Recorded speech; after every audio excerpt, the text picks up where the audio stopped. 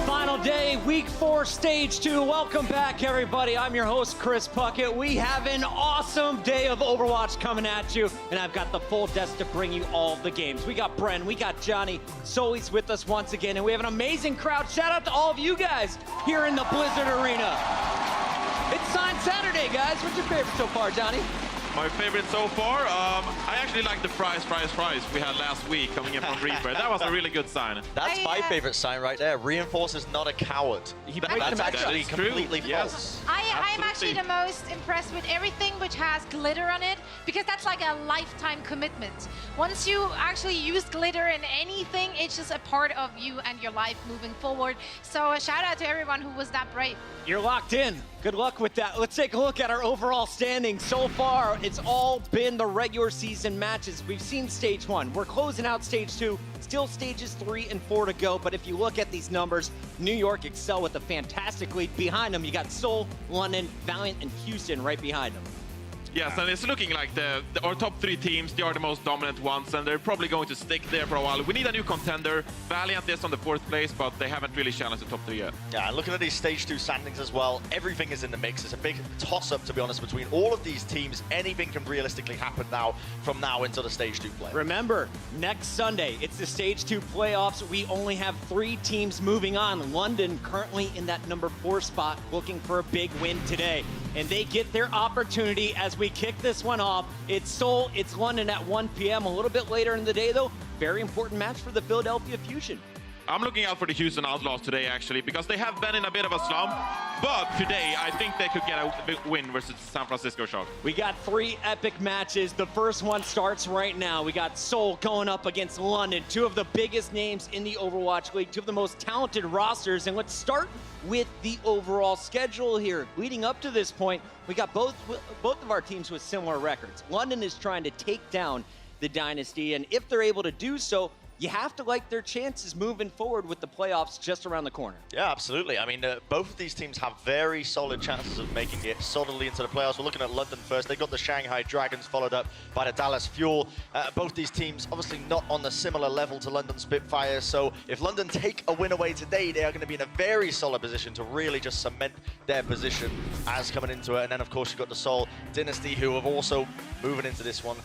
Yeah, but I mean, if you're looking at those 2 opponents that we'll be facing next week, they're both very winnable. Both teams, however, are definitely able to take matches off of them. Houston is just always a bit of a coin toss, like which Houston are you going to see on the stage? And the Mayhem have been looking really, really solid as of late, so I can see them taking away some of the games from the Seoul Dynasty. And what really worries me is just that generally the last week, or rather this week, for Seoul Dynasty has been hard. They had to go up against NYXL earlier this week and lost a heartbreaking loss. It was a very close game against the NYXL, and now today they're facing off against London, an equally strong team. That one went to Game 5 against the New York XL. I hope this one goes to Game 5 today. Let's talk about our rosters, though, because Seoul, they're facing off against a very stacked London squad. You look at this group of players, who are the big names, who are the biggest weapons to look out for? Well, the biggest weapons, we'll get to that later. I think it's pretty interesting. I'd like to clarify that 6 of these players, they're actually undefeated versus the Seoul Dynasty. We have the GC Busan, of course, we have Huyal, Gesture, Prophet. They're undefeated against the Seoul Dynasty throughout Overwatch history. So we'll see, is any of those players going to play today and stay undefeated perhaps? But I'm looking out for Birdring, of course, because he is the true star so far for the London Spitfire. He was the Stage 1 playoffs MVP, of course, coming in very clutch against the New York Excelsior. And today, he needs to turn up as well. All right, we saw Hureg earlier in the week, but today you're hoping to see Birdring. Where is he at his most dangerous? Is it at the Tracer? Well, that's the thing, right? He can play everything. So usually we see one team opt for one specific hero. We see in New York opt for perhaps Libro, playing the Genji, of course, and we see Seoul Dynasty opting for a Soldier on Pleta. But Birdring, he can play everything. He can play the Tracer, the Genji, the Widowmaker even, and so he can play all of these characters to the same high level, and that's so scary because you can't prepare for that, right? They can change up their style. Especially on a short week here. You just Exactly. got done prepping for New York. Good luck prepping against Birdring on the London Spitfire. Let's take it over to the Seoul Dynasty, though, because just like London, a super deep lineup. Two guys we expect to be in almost every game, though, Jae Hong and Fleta. Yeah, and I know in the past, you know, I've called out Ryu Jae Hong. I even called him the problem at a certain point in time, but I don't think that's going to be the case today, right? Mistakes were made. I mean, Ryu Jae Hong and Toby, these guys are the dynamic duo of the support team. They're the kings of the support game in Overwatch. Across the board, across the years of Overwatch that we've seen, they've always been at the top of their game. We're in a meta game where they're comfortable. We're in a meta game where we know they've been succeeding because they're currently sitting up very high and mighty in those leaderboards. Let's see if they can do it today. I have a sneaking suspicion that they're going to be very imperative if they want to get a win today against Spitfire. How do the support stay up against Prophet and Birdring today? Well, that's the thing, right? They just rotate the support ultimate so well. We saw Toby and Ryu Jae Hong, probably just their synergy together, one of the better duos in the league, because they can rotate the support ultimates and get so much value every time. And that's so crucial if you want to win every fight. All right, the match is just a few moments away. Before we kick this one off, I gotta get the official prediction starting at the end. Zoe, you're up first. Where are we going? We're kicking off the day with the big one. Is it Seoul or London? Of course you had to go with me first. You know what? I think I'd love to see the lineups beforehand to actually make a prediction, but if London is fielding their, let's call it, quote-unquote, A squad, if we're going to see Birdring over Hurek, etc., then I do think London might have the edge. If Birdring and Prophet are playing together, you're going London. Johnny? Now, I actually think that the London Spitfire are the big favorites coming into this one, but Seoul played so well versus the New York Excelsior, so I think that for the sheer fundamentals, Toby and Ryu Jae Hong playing together, then we have so much teamwork going on. So I think the teamwork in itself will be overpowering, and Seoul Dynasty will go away with the win today. Seoul's getting the win, says Johnny. Anyone agree with him? Like 7 people? They're all of them. Okay. They're just waking up. It's early mornings, Bucket. But for me personally, 1 you know, PM. I've got these nice little towels as well, these London Spitfire towels on my side. And it's very fitting, really, isn't it? Because if you think about my stack of papers here as Seoul Dynasty, and this is London, I think this is really going to be how the game's going to be playing out. They're just going to really just sweep them straight off the map. And that's really where I'm seeing this match going, all the way London 4-0. A little trash talk from the Brit representing London. Surprise, surprise. That is enough from us here at the desk. It's time to get this party started right now. Seoul, London kicks off right here. Oh, wicked. Helix rocket right to the face. Prophet yet again, he's a madman. Fleta with 2 already. Oh, man. Now it's going to be Birdring. It is the show for him. Card is inching there. Toby is on Bastion. Munchkin, jeez, this guy is going crazy this map. Oh! And now Jester can go to town. Only by a hair's width are they able to take victory today. Let's bring them out. It's our first squad of the day, your Seoul Dynasty.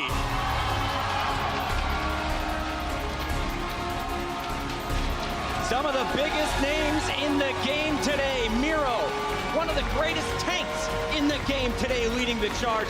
This squad, they've lost to New York. This is where you turn the week around and finish strong. Yeah, and specifically Miro, he's really turned his game around from stage 1. We sort of criticized his play. He couldn't really figure out his role, but so far in stage 2, he's been amazing so far. Figured out his limits, rarely die and overextend, but still very effective towards the backline. This is one of the teams who just really benefited from this new meta. It seems to be playing exactly into their hands, and every single role on this roster is now on their highest possible level. Yeah, I might have those inherent London biases for obvious reasons, but I mean, you cannot discredit this squad in the slightest. These guys were really at the pinnacle of Overwatch when they were playing it heavily and on a regular basis. They've got such incredible talent in this roster, and they are not holding back any punches at all. I mean, they've got Fleta. I believe I saw Munchkin on the lineup as well. I mean, Munchkin had an incredible game when he last played. The guy was an absolute monster. Insane team and the loudest fans as well. Incredible stuff here. The crowd loves Seoul today. Now it's time to find out how many people are cheering for the London Spitfire. London coming out to the stage next, and here they are. The Spitfire is ready. Coming in with a 5-2 record here in stage 2, a 12-5 record overall. This Spitfire squad will be facing off against Shanghai and Dallas next week. If you get the win over Seoul today, you have to think they're in a great place to lock up that spot in the playoffs. I'm a bit surprised to see Huyao in this lineup right now. Yeah, I'm a bit surprised as well. We expected Fury a bit more aggressive, I'd like to say. Huyao, he has a very good diva, and sure, he is the undefeated versus Seoul Dynasty. But I think Huyao at his peak really was good at Diva when he had 4 seconds with the defense matrix. They changed it, they toned it down to just 2 seconds instead. And since then, I don't think he has been as effective on the Diva. So interesting to see him in the lineup today. Lots of love for Profit in the mix as well. So many stars on this stage, and we talked about Miro earlier. Gesture is going to be the guy to watch for me today. Oh, mate, I mean, Seoul Dynasty, they got to get out of his pub because he's going to be absolutely slaughtering them today, in my opinion. And I might just be biased because, again, I am from the UK, but at the end of the day, I got to support these boys. So much talent in this roster, so much potential, and now they're finally starting to unlock it, and they're getting the ball rolling today. All right, it looks like they're going to have Hago on the bench, Bedozin and Nuss to open things up. London and Seoul ready to go. Are you guys in the venue ready for this match? Make some noise. We got our casters. It's Uber and Mr. X for game number 1. The end of week 4, and we're starting to get to the pointy end of things here in stage 2 of the first season of the Overwatch League, Matt. There's a lot of playoff implications on the line for this match. We've been treated to an epic one earlier in the week between New York and Seoul, and now it's time for the Spitfire to set up. Yeah, this is a really rough week for Seoul Dynasty. Like you mentioned, they had to play NYXL a little bit earlier. They have to play London here on the final day. It's like, how did they prep for both of these teams? Obviously, they play a little bit different. London, very aggressive. NYXL, a little bit more on the defensive end. You can see some of the maps that come up. I know looking at Johnny's stat sheet, talking with Reinforce on the desk. You know, London is undefeated on Hanamura. They are also undefeated on Gibraltar. I believe 2-0 in both. I think for me, Mitch, this series comes down to the tracer play of Munchkin, and can he enable Fleta, on that 76 to really pop off? You need to be able to, duel that other tracer, just get them weak, let that 76 be able to get that damage down from range. History would tell us that this would be a map in which the Spitfire would be strong, but I think there's no 2 more teams that are capable of changing their own fate or deciding it than these. Hanamura is going to be an interesting one. We did see that Fleta didn't quite look himself previously in the week against New York. He was handled well. A player like Libero really stepped up and actually outperformed Fleta across the board. And I think that's more of like Sabiel B getting Munchkin weak, forcing Munchkin away, and then allowing Sabiel B to go after Jaehyun, which forces Fleta, instead of putting damage down on the tanks, maybe peppering down some supports, then he has to turn and try and put some damage down on Sabiel B. That allows Libero to come in on the Genji or on 76 and finish him off on range. So I think, if you don't want to play a Tracer, this is a type of composition you can run from the London Spitfire on defense. We see the Houston Outlaws, sometimes they don't run the Tracer, and what allows them to make things work, it's that Widowmaker. You can use that Widowmaker, be able to just shoot those tanks, take down a ton of their HP. That allows them not to dive in. It just buys you some more space. Again, the Spitfire are trying to set up in a position or in a manner that will allow them to do damage while keeping Seoul at arm's length. It's likely that Seoul will have completely different plans coming into their attacking side. If they come out with this composition, all they are going to want to do is to get to grips with the Spitfire, to penetrate the backline, get past gestures or risks of barriers, and start beating heads in. 2 very different compositions we're about to see come clashing together. Here we go! Seoul Dynasty going to be in the white. London Spitfire defending in the aqua. In between Huyal and Fury, I would say Huyal is the more defensive of the two, kind of like how you heard Johnny mention, really excelled when defense matrix was a little bit longer. I think you maybe see him here at least earlier in this series because you want to run the birdering on the Widowmaker, right? Just get that Diva to back to protect him of Bedosian as well. So you see Seoul Dynasty just trying to feel this out a little bit, going all the way around. They're just trying to get to the point, which is gonna put birdering in a tough spot, right? Not great sight lines here for the Widowmaker. They split themselves up though. They've actually left their backline in the building behind Fleta or off to the left-hand side, and they've got their front line pushing the point. You can see how much effort they're going to try and defend the squishy targets on their team, and Fleta would like to just wrap around a bit and just be a little bit of a pivot here. So Birdring is actually standing in the gate here to give himself the most optimal sightlines on the point. Yeah, Birdring is actually getting jumped on by Miro right now, and Huyal jumps right in to protect him. So Birdring's able to stay alive, but Seoul Dynasty doesn't have their Winston here. It doesn't look like it matters though, as it's going to be Fleta on Genji pushing on through. Slow and steady, Matt wins the race.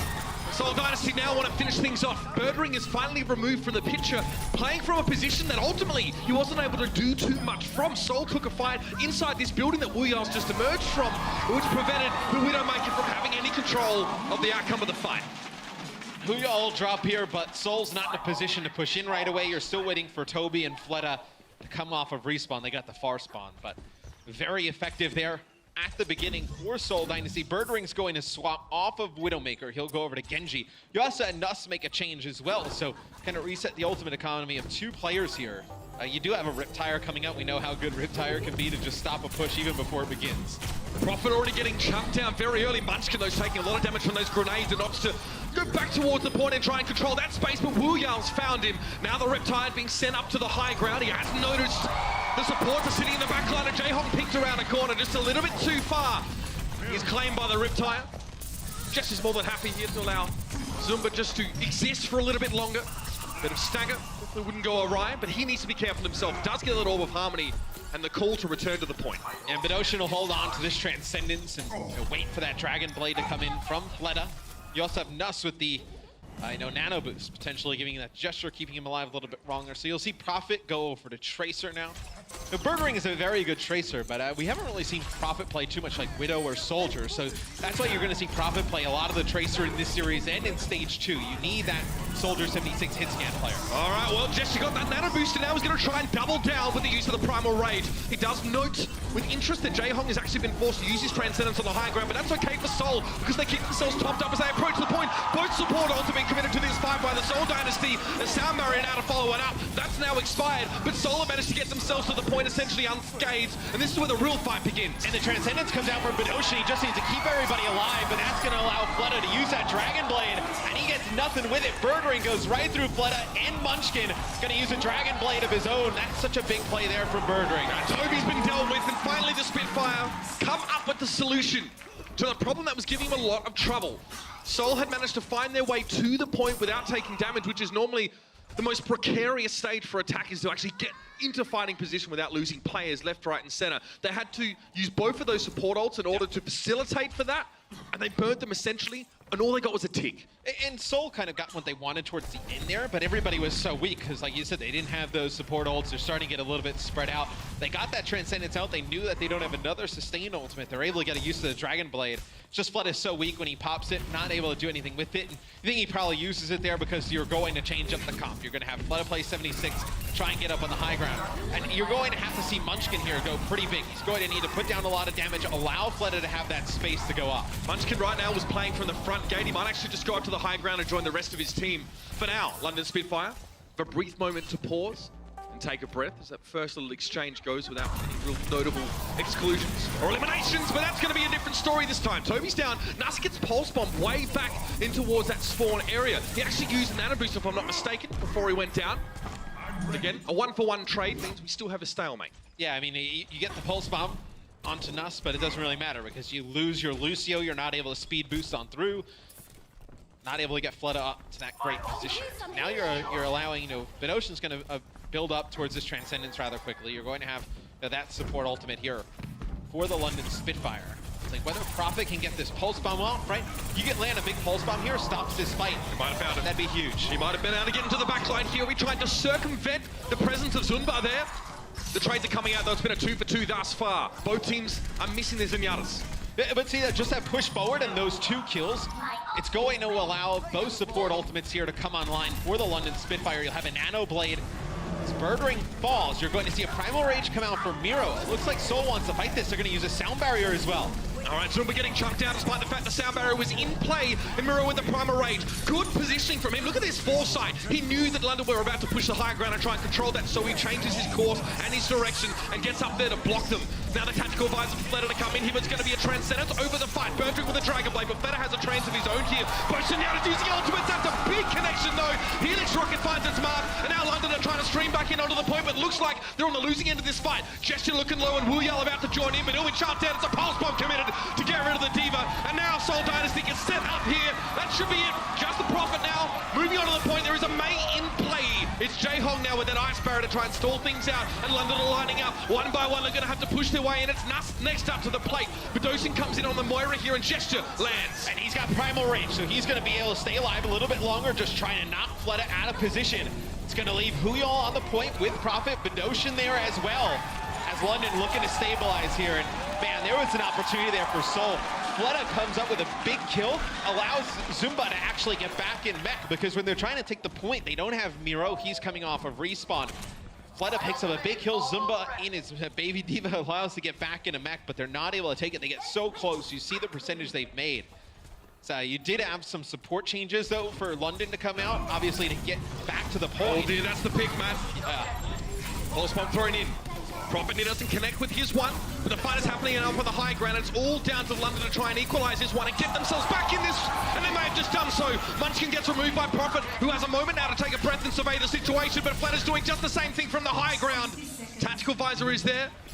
Throws down the biotic fuel, but actually doesn't get much healing out of it. Now the Transcendence. This should pave the way for Seoul once again to go in for an attack. They've only got one tick per one fighter, but Dosen from the high ground. It's a shutdown, but Zuma responds. A two-man self-destruct. Both DPS players for London have been removed. They double back quickly to the door. They were being flanked out by Bidosen. He's down. Wuyo now gets a nano boost, but it won't be long-lived as he gets desuited, and the Discord orb is applied for the extra damage. Gesture in. Bergering trying to follow up the backside here. The Winston already down. He went so quickly, and that may well be it. That's it for a team that's more offensive in nature, Matt, considered to be aggressive. The London Spitfire forced Seoul to pay heavy tolls to try and get each of those ticks. Yeah, only 27 seconds left in the time bank as well. But I thought you saw it, no, right? We talked a little bit about it in the pregame. No, Munchkin, can he get that space for Fleta? Now, Munchkin comes out with a very good first half. 16 limbs, 10 final blows. Allows Fleta to get in position on that 76. Only dies 3 times, right? Trying to contest for that high ground. So, see at least early, the DPS players for Seoul Dynasty showing up. Bedoshin's a player who, on the Zenyatta, we've seen have some big games for the London Spitfire. Comes up with that one big final blow on a Fleta, but that's it. We thought it would all have been done and dusted prior to that last fight. Jaehong's Mei actually buying the precious seconds that were required. Actually, London Spitfire Mei, of course. The stall out there was there on the point. Yeah. Obviously, they threw themselves in there. Ice block was applied. So we're really struggling to get more than 1 tick per fight. The issue is they were able to get the stabilize off of that stall with the Mei and the Moira and whatnot, but at that point you had to go back to the spawn, switch everything back up, so you've reset the ultimate on like 3 players at that point, and then Seoul Dynasty has such a big advantage. It'll be Toby who plays on defense here to kick things off. Jaehong playing Zen. It's a very on either of these maps that we have in the pool for Assault, whether it's Hanamura or Volskaya, you can definitely play Ana, at least on first point, on the defensive end. Very effective with the Biotic Grenade. When players come in to dive, also the healing at range, definitely beneficial. You feel like there's not much need for a speed boost on defense here as they're playing around a static point. Don't really need to be running too far. The disengage can help, but there's kind of nowhere to run as defenders on this map, except off the point. So, the London Spitfire now have a good idea of what they're working with in terms of time, what their margins for error are. Holding Seoul to only about 27 seconds of time bank, that's a huge boon for them going forward. And Huyal comes out as Hans at the beginning firing a Sonic Arrow, seeing if Seoul Dynasty is going to play rather close. They are not. Now, one of the only differences you see here is London's going to be playing Mercy with Nuss on the Mercy. You like Mercy when you do have that Widowmaker in play. Damage boost, Bird Ring also obviously provide a ton of heals. Nice leak dart from Toby on the Prophet, but he pops recall right out of it, gets back towards the point. Sloppy from Seoul to wake Prophet up in that case there. You can see London actually baited an engagement in that opening. And Gesture's like, yes, they're going to jump on our backline. This is my time to go in. What a beautiful execution from London. So what London did there is they sent Gesture in Prophet to the point, and then at that moment, the Seoul Dynasty, they realize obviously the cut they're running is good at diving the Widowmaker in the backline. They go and dive the Widowmaker. They probably didn't expect the Mercy to be back there as well. Then Gesture just jumps in right on top of those players. Huyal there to protect Bird Ring. They're able to just survive all the way through that as Nuss getting very close to Valkyrie here, that healing. I think if you see some ultimates come online here for London, especially like the Infra Sight in this Valkyrie, you'll see them pop it right away because they probably want to change off this comp. Yeah, they probably want to try and take advantage of the fact that they're ahead, and Fleta, he's already down. Miro on the low ground, forced to jump up, and Gesture's kind of left on his own as he tried to join Prophet. Not much to be done there on that low ground. It's all about pressuring this point. With Zumba being desuited, Fled has been able to rejoin the fight now, but J-Hong's looking for it. Already gets the stick. No kill though. Transcendence is drawn out of the Zenyatta here, which is less than ideal for Seoul. And London are more than happy to continue to apply pressure. Miro just got chunked down. He's forced to use his own primal rage. Two big ultimates are forced out of Seoul, and they're still losing players, Matt. Miro returns to the point to realize that he's bereft of teammates, and now he needs to try and make something of the situation himself. First tick coming up. And they're putting so much pressure on trying to get Fedoshin, but he's just being pocketed by Nuts, just flying around, and they're letting everybody else drop on the point. This has been fantastic for the London Spitfire. They will take point B with 6 minutes and 23 seconds left in the time bank. You know, they've dedicated so many resources to Miro with like Primal Rage. So they have sent Fleta at Fedoshin. But it's just murdering, hitting some shots at range because they're putting so much pressure on the Zenyatta that he's just getting healed up by the Mercy. You know, it's very hard to kill that Zenyatta when they're getting pocketed by Mercy. Murdering's just putting shots at range, getting these players weak. Fedoshin's just hitting like 1 or 2 shots, finishing them off. Well, look where he's playing from. This position is He got knocked off the high ground and pushed down here. And still makes the best of it. And that's what's incredible to me, because Munchkin just falls straight into him. What I love about that fight from the London Spitfire, Matt, is that they engaged their win conditions very early on that second point. We saw the Transcendence forced out of J-Hong immediately, and then Miro was caught out of position and mostly evaded by Birdring on that Widow, who just circled back around to the front door and started wrecking people. Yeah, they used the nano boost onto Miro, and like right before they did it, almost at the same time, I believe Zumba actually gets demeched and then killed by Prophet. So you didn't have that Diva to go up and try and put pressure with him. So you ended up kind of burning the Transcendence, and then you burn the nano boost, right? And then you just try and push on in.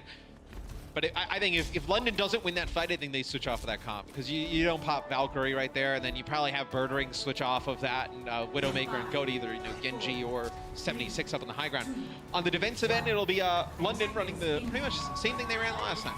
So they're going to run Genji Tracer, Nuss on Ana here.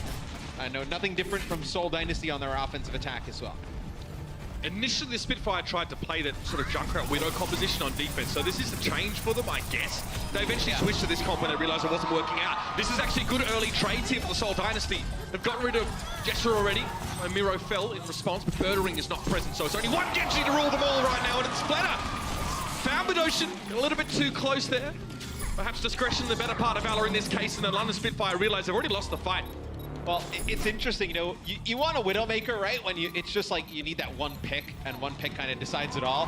With 40 seconds left on the attack for the offense, if you run Widowmaker and Birdring hits a one shot, that's pretty much the game there for London. So it's like, maybe go back to your original comp would have worked. Yeah, I mean, well... And then he switches off to 76, then back to Genji. So could have taken a leaf out of New York's book and playing that really cheeky, like, forward hold with 2 DPS and get an early pick. J-Hong was not happy about that earlier in the week. 23 seconds are on the clock. This would be the last push for Seoul here. They get an extra checkpoint, Matt. They're going to be laughing all the way to the bank. Nano boost available here for Nuss as well. Probably going to go on a Gesture as soon as the push comes in. Yeah, there it is. That's a nano boost here. Gesture knows exactly who he's looking for. Doggedly pursuing, and he's going to force the Transcendence out of J-Hong again. J-Hong hasn't been able to press Q in his own volition this entire map. However, the turnaround has been very good. The backline for the London Spitfire got taken down very early on in that fight, but Prophet is trying to make up for the deficit. He eventually falls to Miro here. Toby moves to the point into sound barriers. Wuyal and Birdring's trying to get away. He needs a couple of seconds to heal up with the Orb of Harmony right now. He can't help Wuyal at all. The mech's down, so is the pilot, and this is good for the Seoul Dynasty for the time being. Birdring forced into another reflect, a massive Transcendence he was hoping would come. Now we can play around that a bit more confidently. Yeah, and he's getting very close to a Dragon Blade as Gesture will come back off of the respawn. Prophet connects with a big pulse bomb there onto Zumba, going to use that self-destruct. They'll take out Nussa as well, as Seoul Dynasty having some reinforcements, but it's going to be a Primal Rage from Gesture, knocks them off the point just a little bit, as London will hold on the defense. The initial push, when we actually saw Nuss give the nano boost over to Gesture, and we actually saw for a second that Miro was coming in, and then we switched right off. Nuss actually sleeps Miro before he lands and makes it all the way down the back of the staircase, able to stay alive a little bit longer. And it was almost looking pretty dicey there at one point for the Spitfire. They'd actually been forced off to the point by Zumba's self-destruct, because Zumba used his self-destruct after the bubble from Gesture had been put down, so that was actually starting to expire. So both Gesture and Birdring at the top was Prophet, sorry, they realized that they actually had to try and get onto that low ground in front of the point. Obviously Genji can wall climb and stuff, but they'd given a couple of crucial seconds over to Seoul, but they weren't able to convert with them. Yeah, and a Prophet actually had used the Pulse Bomb to demech Zumba, and then I think he had already used his recall because we actually saw from the free cam POV, instead of just like recalling as soon as the self-destruct's about to blow up to just avoid any damage whatsoever, he actually ends up just using 2 blinks and getting down to the bottom, and then his recall comes off of cooldown, and then he's able to recall back up onto the point, Which is just as well, because he was down to about 40 to 50 HP at that point. So that's not terrible from the Seoul Dynasty, Matt, considering they had a minute to get as much as they possibly could. No recorded percentage captured on that second, so it means that the Spitfire will need to get the first tick on point B only. It is still really good for Seoul. I mean, you had 40 seconds left, and you were able to, even get a good shot at taking point B. But London, I mean, 6 minutes and 20 seconds is an eternity here. Especially if you take point A, you get a few extra to go over to point B. Birdring will be playing McCree here, interesting. So they baited out the dive in from Seoul with a Widowmaker. They want to do it with McCree, and it's even nastier. With the flash, Birdring can do a heck of a lot if Seoul bring the party to him. They're trying the same thing again. They're putting Gesture and Prophet over on the point, then baiting the dive in. This time, the defense of Birdring doesn't work out as well. But if you're London, you'll take these 1-for-1 trades, right? I mean, if Birdring wanted to, he could switch to 76, get right back into the action even faster, but it's going to be Nuss getting a res off here, so even better. That could be big. Now they have the man advantage, the Spitfire, as they pressure in. Kevin McCree return to the battlefield. That extra damage is going to go a long way. Munchkin's forced to blink away, and Prophet wants to pursue, but Flatter was there, so he thinks better of it. Quick recall back to his team. Play a bit more conservatively around the point. The Spitfire have control. The onus is on the Dynasty here to wrest it from them. Oh, Pulseport might make that hard. They have held on long enough, though, where Miro is back into the action. So that man advantage that London did have, not exactly taken advantage of here, is they will get a demech onto Zumba. You'll take out Jaehong as well. So you get both supports here, but it's just Prophet alive. Eon Tracer can get behind enemy lines. Let's see if everybody else can get back. If Prophet wanted to, he could even wait for Jaehong to come off spawn, try and spawn kill him. Flatter's aware of this. I think he's trying to wait for Jaehong to come out or just time this. And Munchkin is always looking back in that direction. Because if Prophet can just put some pressure on a Jaehong, potentially force out Transcendence of him coming like out of the spawn pretty much. Prophet hasn't really done much in the backline yet. He's now shown himself here, and he's actually shown himself right in front of Zumba, who'll try and chase him down. That's going to force a couple of abilities out of that Tracer. But Birdring's found Miro. Flatter being forced back, and he needs to just play around his corner conservatively. Oh, a Nano Blade already? Oh, he's going to go in for it. But Ocean's there in the backline, but he gets sort of knocked off course there. Nice work from Gesture to make it hard for Flatter to get in.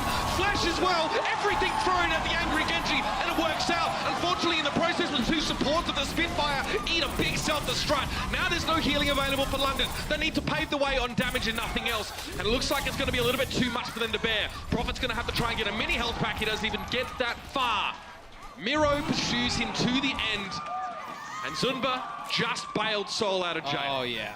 That was a huge self-destruct there, able to connect with both supports. It's really rare you see a self-destruct have both supports, especially, well, in that little area. I think it lands in the courtyard, and obviously Zenyatta pretty immobile. He's not able to get around that corner in time. So you still have Birdring here, playing McCree. It's kind of worked out thus far, though. I mean, he has picked up some kills, put down some damage. It's just really get good use of a Deadeye here on point A on Hanamura. Gotta be tricky. There's a lot that's going to obscure the field of view. And Toby, the one to find Birdring. It's responded though. So support is down here for Seoul, and they got Birdring to res up. That Mercy's been so important for them on this map so far, and now Prophet can run right in the back lines. Deadeye connects. Munchkin's down. DPS is lacking for the Seoul Dynasty, and they got nothing in terms of healing. This fight is over. And they're able to just blow up Birdring at the beginning because Toby actually hit the sleep dart on a Huyal, so you don't have that defense matrix there. So Birdring's just getting assaulted by Fleta and Munchkin. But they do take the point.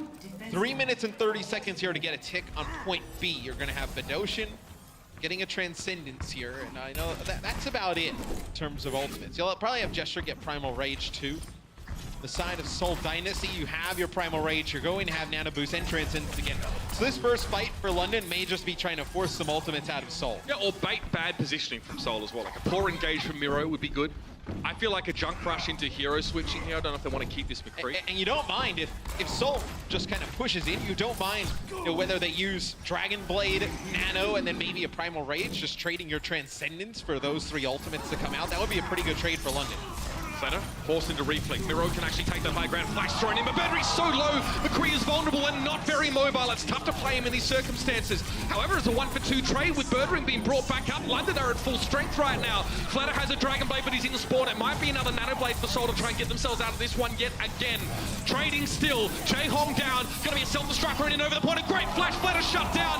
Oh, he's low. We actually found Birdring despite this. Birdring wasn't able to complete the kill. The Nano Boost might have made it hard to get the extra damage in. But now it's just Sunba. This is it for Seoul. They need to get back on towards the point of pressure, but no! The margin was way too thin. The London Spitfire start off strong.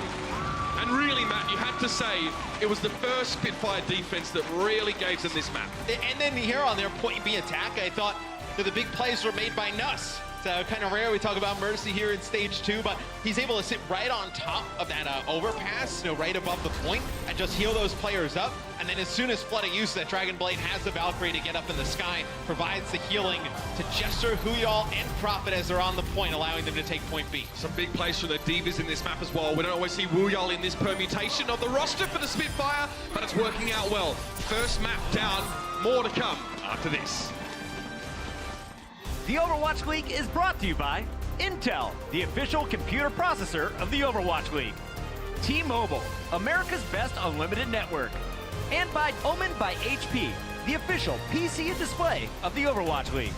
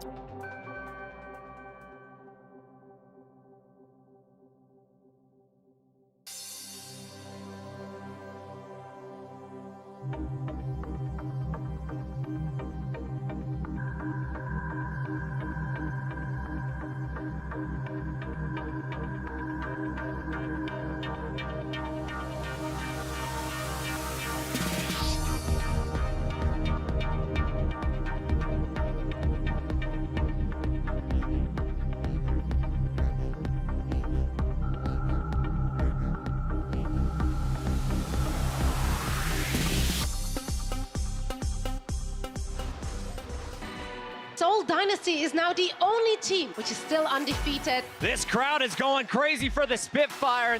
스테이지 1보다 일단은 더 좋은 성적으로 달리고 있긴 한데 방심하면 안 될 것 같아요. 준비를 많이 해오셔야 될 것 같아요. London Spitfire, Seoul Dynasty. It's a battle of behemoths.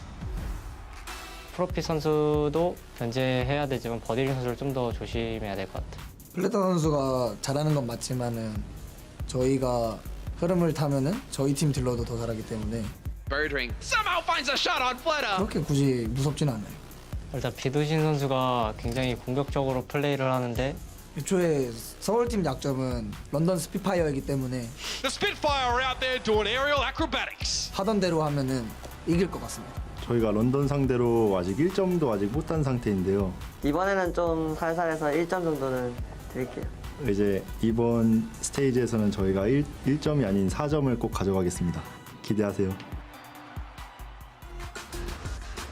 Well, they've got more than 4 maps this entire stage, but it's unlikely they're going to get 4 maps in this particular series. I mean, like, it's going to be 3-2. After that one map, it would actually be impossible. That would be for them to literally get 4. impossible. Yep. There you go. Thank you for that. There you one, go. man. No Can't problem. happen. Mathematically not an option, so check yourself, Sunba. That was really interesting, though. I like the way that the Spitfire started off with their defense on that last map. They had a very defensive composition. They started with a Junkrat and Widow, but Matt, they switched that and they actually found much more success with a different comp. Yeah, they found a lot of success with their dive. Just going with Birdring on the Genji. And What a Prophet.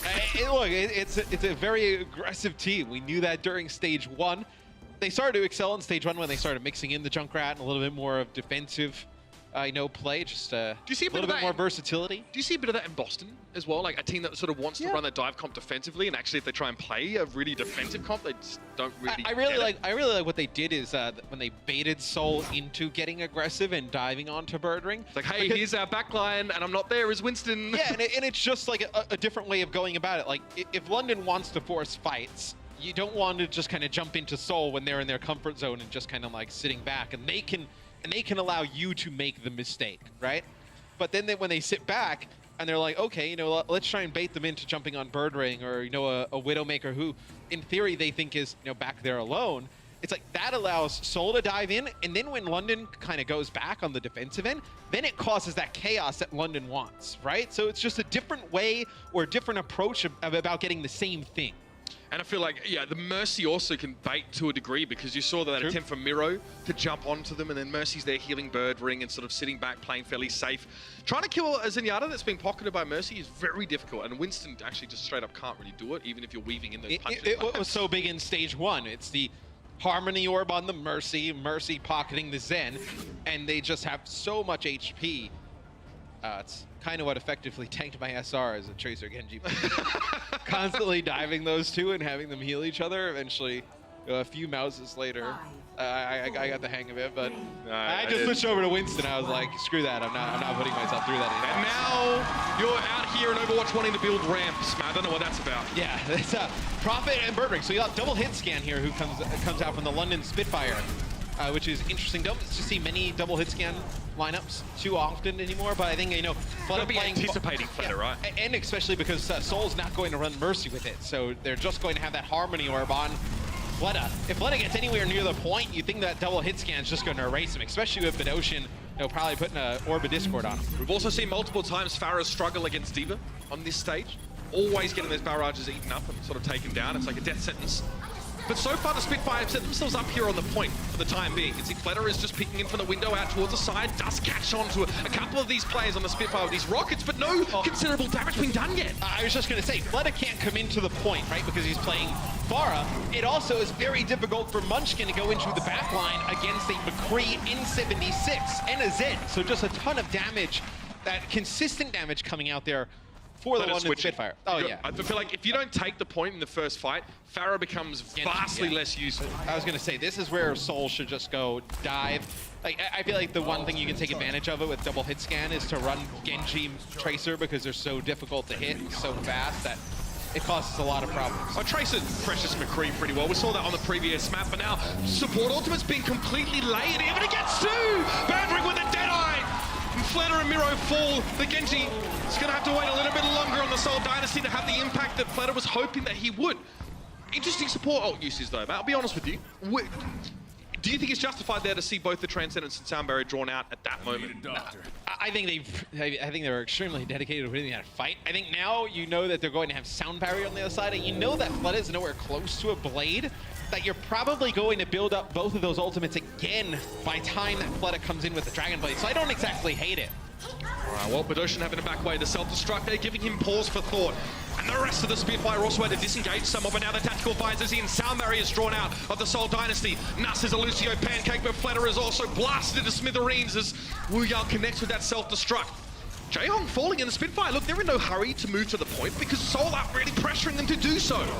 Yeah, I mean, they don't have to really be the ones that make the move here, as the point is still in the favor of the London Spitfire. Toby and Munchkin get on it. It's going to be Wu Yao and Prophet moving on in. Just the consistent damage that Prophet's been putting down on the players like Munchkin and Fleta.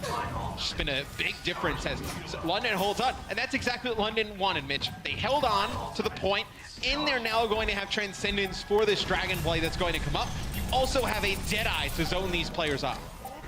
Frustrating for Fletter. He'll be forced into a reflect if he gets caught out with a Deadeye. But now the Seoul Dynasty are actually fighting on the point, which is very different to how they started out the last fight, Matt.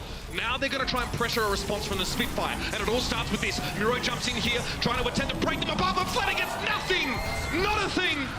The first Dragon Blade for the map, and it may well be his last. It's connected with the Helix Rocket and taken down. Zumba at least gets his revenge and actually finds two. The Divas in this match are really a highlight, but Prophet is just showing us a little bit of finesse, a bit of class here. Connecting with that Helix Rocket and trying to go for the tactical visor, but all he had was two big tanks in his way. Munchkin, man overboard. That's not good for the Seoul Dynasty at all. The self-destruct will create some space briefly for Zumba and let him get that D-suit back. And Wu Yao has to try and get out here while protecting Nass. They'd like to keep him alive. Nass is healed up to full, so yeah, not terrible for London. They can go again pretty quick. No, Nass makes it to the health pack, so he's going to get healed up. Prophet switches off of 76, goes over to Tracer.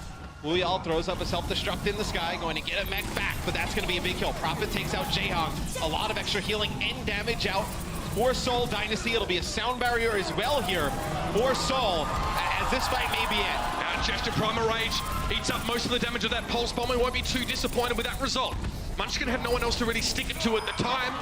There's no point using it on Birdrings. McCree was already low. And Seoul have bought themselves at least a stay of execution now.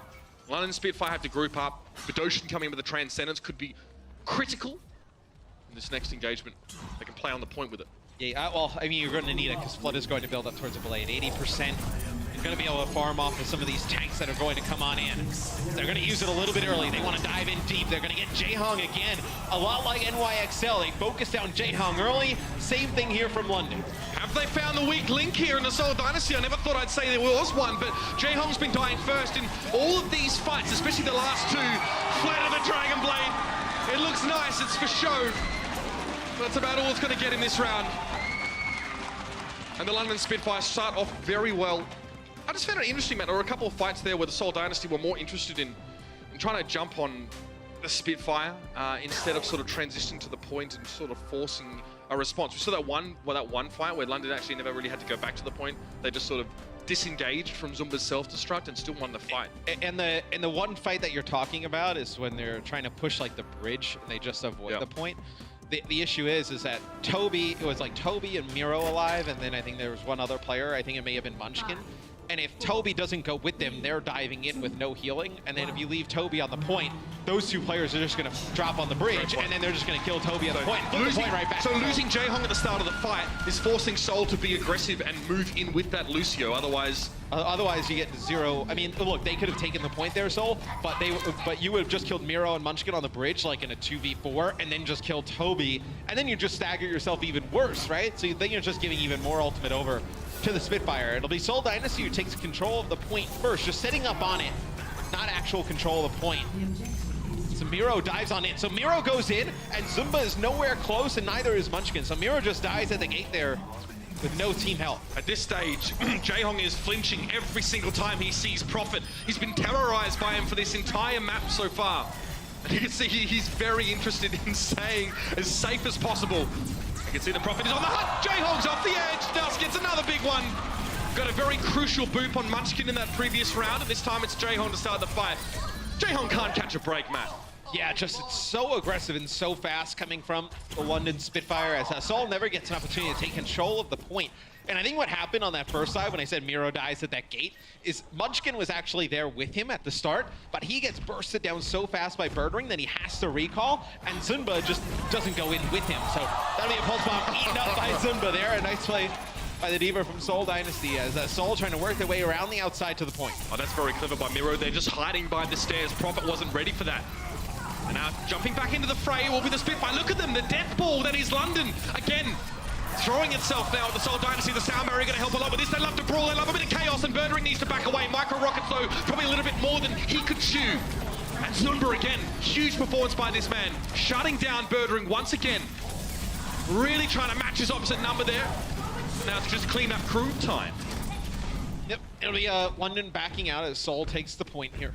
So London will have their Transcendence. Birdring making a change, no 76 here. Go back to Genji. It seems like they're finding a lot more success, London, with their dive, right? It seems like they always start out crazy. Shot. Yeah, it seems like they're always starting out with like McCree or Widow or 76, then immediately just pivoting off. But it's funny, they're a team that we can see that they want Seoul to make the first move, right? But they're a dive team. Those two things that are just not congruent with one another. They kind of contradict themselves. Fleta getting knocked away by Nuss, but not off the edge, so this might be his opportunity here to go in for a bit of a Dragon Blade. Waiting for Bedosen and his Transcendence to finish Jaehong down at the start of the fight. Fleta struggling. The star players from the Seoul Dynasty are being extinguished one by one here, and London Spitfire have definitely got their number.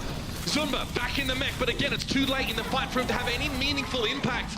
Well, and the Spitfire will take control again. And I think we're seeing why they switch off of the McCree in 76, because I think London is realizing, or at least they found something in Seoul Dynasty where when their dive comes in, they know there's no protection for Jaehong in the back. Maybe it's just Toby.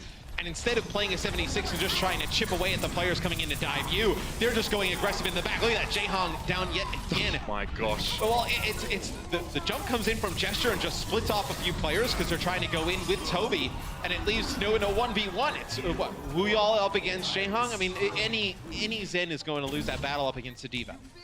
Fleta, no final blows in this round. In fact, in this map.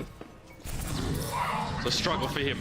5 eliminations, 6 deaths. And look, when you don't have your Zen and you're playing Genji a lot of the time and you're relying on that Orb of Harmony and moving around, it's not like Tracer, you have a recall.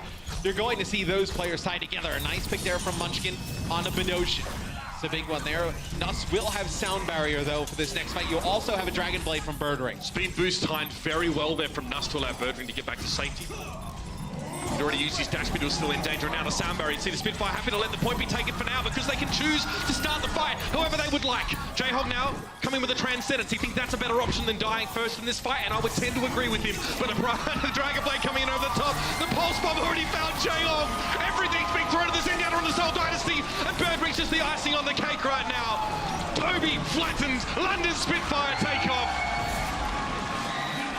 So London uses their speed boost to get out of that corridor, right? Because they want to disengage. They then get Sound Barrier. What they do is they use Sound Barrier, and then they use another speed boost, and they're starting to go towards Seoul. And as soon as the Transcendence comes in, they hook a hard left and go to the point instead of diving in, which now forces Seoul to come into the point with that Transcendence. By the time they get there, it wears off. Birdring pops the Dragon Blade, kills off a few players. Well, Spitfire's map weren't designed to break the Sound Barrier, but they definitely gave Toby and Jaehong a heck of a lot of trouble in that match. It really feels like the Spitfire have a read on Seoul Dynasty. They know what to expect, how to play around it. This is a team that's done their homework, and it shows. Half-time now, we'll be back after this. The Overwatch League is brought to you by Omen by HP, the official PC and display of the Overwatch League. Intel, the official computer processor of the Overwatch League. And by T-Mobile, America's best unlimited network.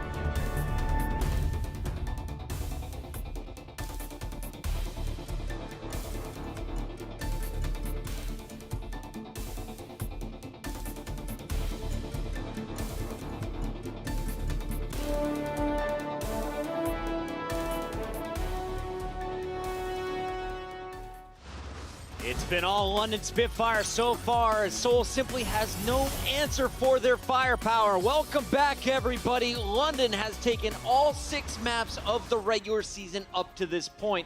Seoul Dynasty still looking for that first map victory. I got the desk back with me. We got Bren, we've got Reinforce, and a bit of a surprising score at the half. I think we were expecting a little bit closer. Bren saying, nah, I saw this one coming. Not quite. The Oracle is never wrong. Let's cleaning. be real. But Johnny, you said Seoul, this was going to be their day. What are the issues they're running into in the first half? Well, I think they're playing into London's game first and foremost, because we see Seoul playing dive, like versus New York. They favor the soldier a lot. But this time they're forced to dive onto Birdring, because so far Birdring has been the star player of London. And so they're forced to play sort of aggressive. And Miro and Sunba are not really overpowering Gesture so far. So I think that the overall front line is dominating Seoul right now, and Seoul has to change things up drastically. Justice for Reinforce. Reinforce is not a coward. Fantastic signs once again here in the venue. Let's take a look at some of the big plays from game number 1, because it all started on Hanamura. When we saw this map was loading up, we knew we were in for a treat. Here's a look at Prophet. He played everything. You saw the soldier, Junkrat coming out of time. We had Birdring on the Genji. Let's talk a little bit. You mentioned the dive strategy. It looked like Seoul was trying to jump in. London much more successful on their dives, but how did London clear off the points? Because on their initial attack, it was perfection on both attacks. Yes, across the board, I feel like they came out of the park with a strategy that Seoul were not expecting. I mean, this is just dirty. Like, that's the kind of stuff that you just wish for, you know, you dream about when you're playing Tracer. But London actually brought out a unique strategy that they'd never done before. They ran Widowmaker, Birdring on Widowmaker alongside the Mercy on the attacking side when they were attacking on Hanamura. Super interesting, because Seoul actually really had the wrong game plan when they were running into it. They kept going in, like you said, Johnny, with the engages, the hard dives onto the back lines, and all London had to do was wait a little bit and counter dive with Gesture and Profit most of the time. And that's how they won a lot of these team fights on Hanamura. That's how they kind of snowballed it out of control. They were constantly at like a one-man advantage because of the counter engages, time and time again. Is it a comp change that you can make in the second half, knowing what London is going to be bringing to the table? Well, coming for the second half, we have a map like Gibraltar coming up, and I'd like to see Seoul perhaps swap to the Widowmaker, because then you're like, okay, you want to play the hit scan game, you want to play the Soldier McCree, then maybe go for the Widowmaker, because then you're forcing London to swap up their change of pace, of course. So we have Kingsor and Gibraltar coming up, not really a dive, okay, Gibraltar is a dive-heavy map, but still, I'd like to see the Widowmaker come out. Now, at the professional level in Overwatch, the compositions basically mean your initial fight in control is going to be rock, paper, scissors. Whoever has the stronger comp, probably going to be set up to take the point first. It looked like London was set up to take the point first in both scenarios, and in fact, they were switching up their compositions. They came out with double hit scan. Fleta on the far had no chance in the opening of game 2. This is something that they should have anticipated, to be honest, actually, because and I was speaking to Captain Planet, our stats guy, as the game was going on, and he told me that they've actually, you know, London Spitfire, when they run this set of players, the GC Busan core here, they always go with a double hit scan sort of maneuver. So it was a bit confusing why Seoul decided to run Fleta on the Farah, but as the games just progressed onwards, they made the adjustments. You can see later on, Birdring and Prophet were playing this sort of hard dive with the Genji and the Tracer. Basically, hard dive meaning you have tons of mobility on these heroes, which means you can get right into the nooks and crannies of the enemy team. And it was a lot of adjustments that London were making throughout the map. I was very impressed by their adaptations throughout. Yeah. It's something that you expect from Seoul more often than not, but this time they were sort of outplayed, outmaneuvered a little. So when you say adaptations, walk me through a few of these examples. We saw kind of the initial picks, but what changes were coming out throughout the game, Johnny? Well, for example, then we saw them swap over to the Genji because they realized, oh, we can't walk up with double hit scan. It's not, we can apply pressure, but it's not going to be the most effective. So they swapped over to a Genji, and they adapt according to the map layout and such. We have 12 of the best players in the Overwatch League on the stage right now. Who has been the most impressive after watching our first 2? Well, it has to be Birdring, because I think London has invested the most resources into Birdring. So overall, I mean, this guy who just pulled out the Dragon Blades, and we of course saw the Widowmaker, which is such a threat. So Birdring by far is my nominee for player of the match. Early nominee for player of the match at the half. We were talking about it. I was like, is it Prophet or Birdring more impressive? Bren, you also said Birdring. I did, but it's so hard. It's such a hard decision to make because the entirety of this squad is playing so well. And I don't want to say that I did predict London were going to be winning this 4-0, but there's still an opportunity for Seoul to come back into this, and they have been showing good signs as well. I've particularly been looking at Zumbo. I feel like he's actually playing the best diva I've seen in quite some time, actually. And again, another core focal point for this team to focus on as to how Seoul can potentially come back into it. But if we're assuming London are going to be taking it all the way, Birdring definitely a contender for that MVP. If you look at some of the numbers, Miro has been targeted. He has been shut down throughout our first 2 games. Johnny, how do you get Miro back in the mix? Because as Bren said, Zumba's having a pretty good series so far. Well, it comes down again to Miro being forced to jump onto Birdring because he's just such a threat. So maybe play a bit more passive, and as I said, Gibraltar is coming up. Put Fleta on the Widowmaker. Yeah. Then Miro doesn't have to play aggressive. He can tone it down a bit, protect Fleta, play a bit more anti-dive perhaps, and don't necessarily have so much pressure on him to jump early. Well, the bad news is Gibraltar is game 4. Coming up next is Kings Row. If you're a Seoul fan, boys, how does Seoul get back in this series? I think you've got to be pretty pleased, to be honest. I mean, again, it's a good map for London. It's a very good map for London, not just because Kings Row. They're 1-3, Bren. You're going to argue with me this? Listen, Johnny, I'm going to ignore the statistics and go with my gut here. I love your research, Johnny. That I like this stuff. I like that you can refute my heart here with your dirty Tell me what you have to say. Facts. Get out of here with the raw truth. I'm not interested in it. Yeah, Oracle, tell us what happens on Kings Row. I just believe it is. Okay. Yep. Bren believes it. I don't believe Bren. We'll see how this one all plays out. Make some noise, LA. We got the second half coming up right now. It is going to be the Seoul Dynasty taking on the Spitfire. We'll see you in just a moment. Let's go places.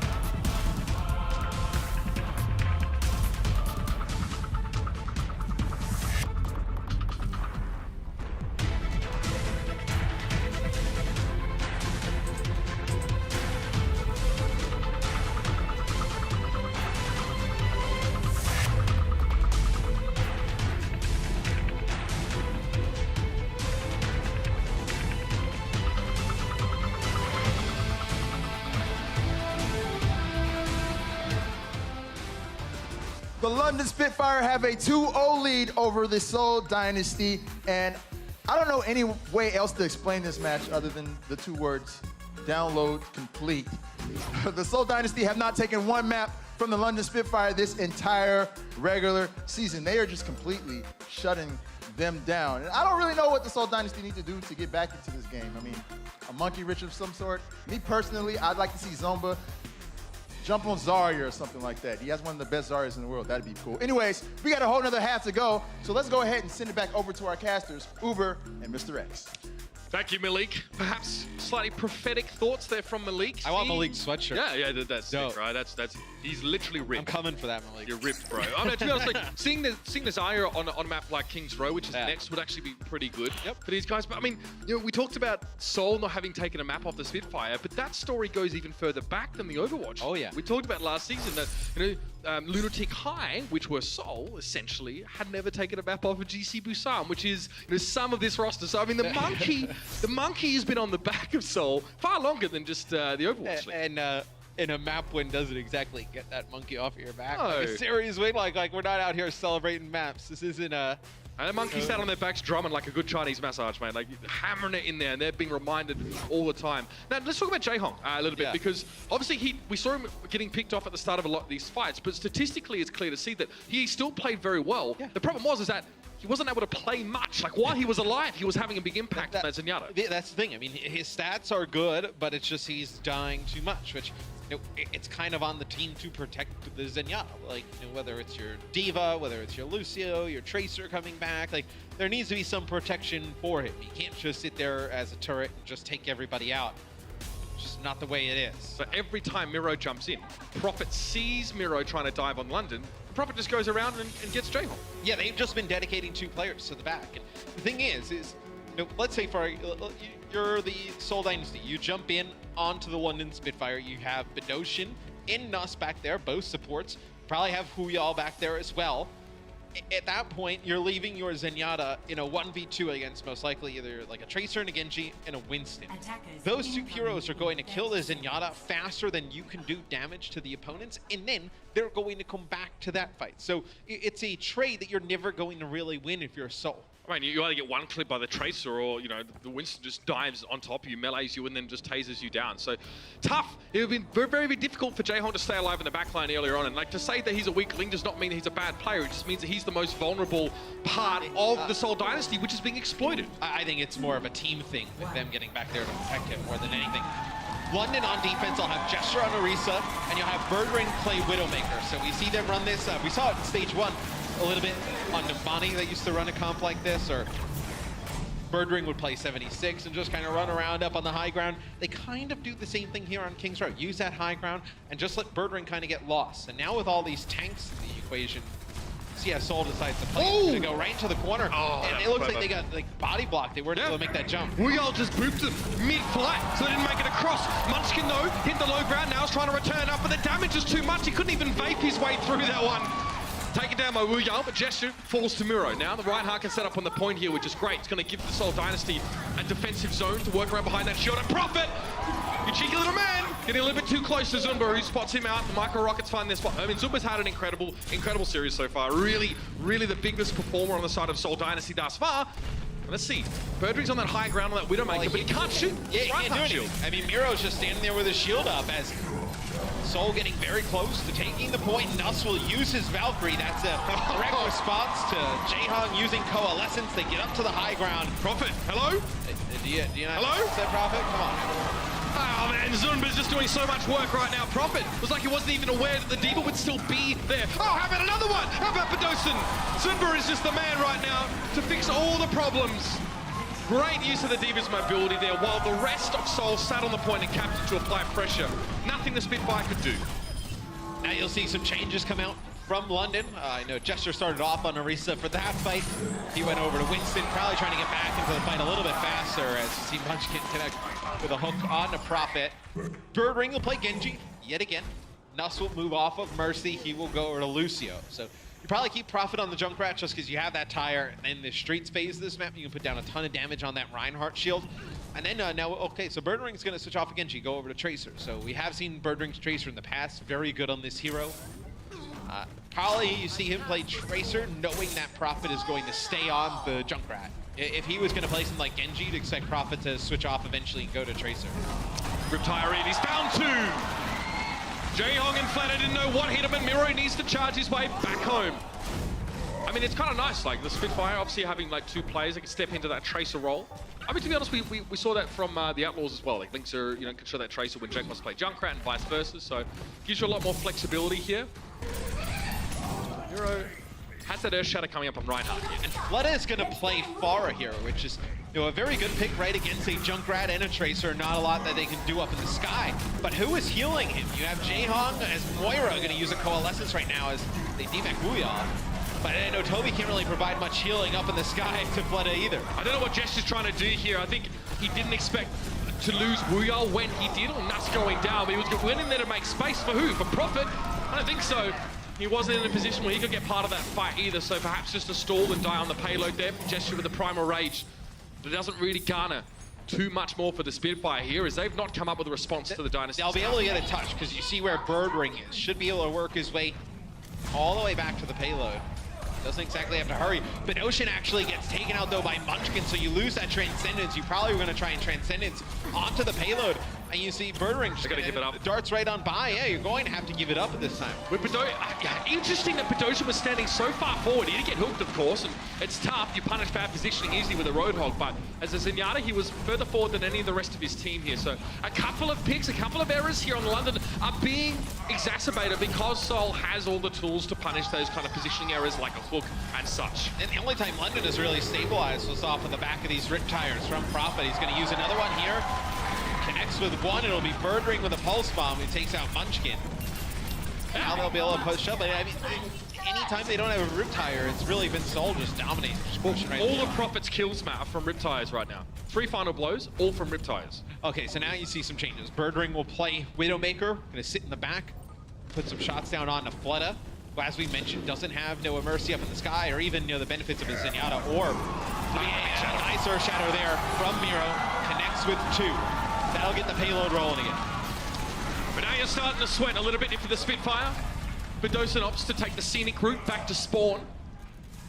Now the Seoul Dynasty will encroach very deeply in Spitfire territory. Fleta will set up here and ideally hope that he can drop in behind the London Spitfire while they are otherwise occupied. For now, though, Munch is just going to keep them at arm's length here. The whole hog's being served up, apple in the mouth and all. And now it's going to be support ults being layered out. It's time for the fight here. Seoul Dynasty trying to end the map here and now. The Transcendent's been thrown in. Fleta down though. Didn't quite get much out of that barrage as he was hoping. Miro doesn't have any support ults to back him up, so he needs to step back, but Gesture charges him into the wall. He falls, and now the Spitfire will be able to finally evict the Dynasty from the Foundry. And they switch to triple tank. London Spitfire. Prophet comes off of the spawn with 0 ult charge towards his grab, builds up to 91% in just that one fight. That is insane. I mean, Zarya has one of the slowest charging ultimates in the game based on sort of the proportion of damage or time she spent using primary fire, so that's astonishing. It's going to be a grab in less than a minute with an average energy of 65. So getting charged up, putting down a ton of damage. They're not going to expect this grab. It comes so fast. It's a big Earth Shatter from Gesture as well. Okay. All right. There's everybody. That fight was the definition of extra AF. What's that about? Okay. May have not needed that grab there, but you know what? If you're building up to it that fast, it's about sending a message, Matt. It's about sending a message. So now you see Munchkin go off of Roadhog. He's going to play Zarya, and you're going to have Zunba play Diva here. Which, Zunba, like Malik said, a very good Zarya player. You're going to have Munchkin take up the Zarya responsibilities. Birdring's going to go into Junkrat, so it's going to be, Mirror comes outside of... You know what he wants. For that Earth Shatter, Matt. Yeah. Just swinging Hammer, hoping to displace a couple of people. Obviously, Hammer knocks people aside, which is really good if you want to get rid of that Reinhardt. Shield! Is this the time? No! Mirror gets redirected in midair. He still gets 2 knocked down, and Nuss doesn't need to get charged to be picked up. Prophet having fallen now. Mirror a little bit out of position, and Birdring is able to clean him up, but he's there with Wuyal. Mirror a little bit frustrated by that one, but the rest of his team are in position to get the job done. It's a fade forward for Bedosian, but now it's going to be a fade to Black as he hits spawn. Gesture jumps in. Wuyal now to rejoin, and the Spitfire in full stall mode, and it's working out. Zunba desuited, Nuss getting the job done. What a beautiful performance from the Lucio here from London. Clutch play at the final toll of the bell. Could not be any closer. Fleta will play Tracer here towards do have a Graviton Surge from both sides. Prophet's going to get close to his. Both support ults here, though, for London. You need to get good value out of these grabs here, Mitch, from both sides. Naspa sound barrier as well. Could be a bit of a brawl, man. I can feel it coming. That was an Earth Shadow there used just off camera there by Gesture, but Verrick's found Munchkin. Now we're going to have the Coalescence being used from the backside, which means Miro needs to back away. His shield isn't going to protect him from that Moira. Oh, Gesture wants to brawl. He wants a bit of biffo and he'll get it. Gets the Fire Strike finish on towards Miro, and there's 20 seconds left. Yeah, and Munchkin used that grab when the Earth Shatter came down, so there was zero follow-up there from Seoul Dynasty. As now Seoul has both their supports. They have a Coalescence and they have a sound barrier. Are they even going to make it back to the payload? Prophet's going to sit up on the high ground and nail this grab from behind. Prophet now to dive in. This is Sparta, ladies and gentlemen! 3 people caught in the Graviton Surge and the sound barrier thrown in by the Spitfire just for good measure. But the back cap was underway. There's actually 3 players from Seoul who went all the way into the back line to try and get the payload home. But now they've been discovered. It's all been a ruse as the London Spitfire were ready to tackle them as they tried to finish the map. Zunba knocked out of his mech here, taken down. The overtime bar is depleted. And the London Spitfire complete the hold on their home ground of Kings Row. That was such a sick grab there from Prophet. I can see it on the mini-map. You know, everybody from Seoul is getting ready to use that speed boost and go in behind the Coalescence and then eventually use the sound barrier over on the point. As soon as they start to move in, half of the team just stops moving. They just get caught up in that Graviton Surge. I mean, and the rest of Seoul just had to keep running. The 3 players that didn't get grabbed because they realized what was going on. And they realized they'd have to opt into a 3v6 situation to stall out for the rest of the team to come.